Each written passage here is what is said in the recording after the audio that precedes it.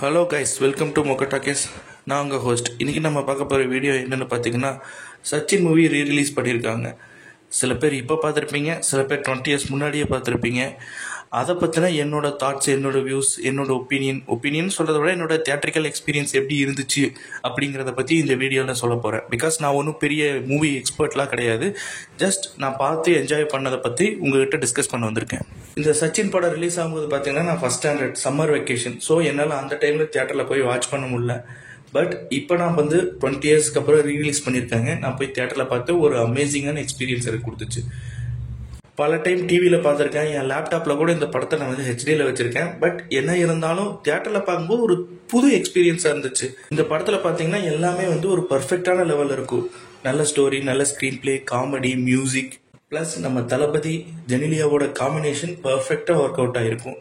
அதுவும் போக இந்த படத்தில் தான் தளபதியை ரொம்ப ஸ்டைலிஷாக அந்த டைரக்டர் காட்டியிருப்பாரு.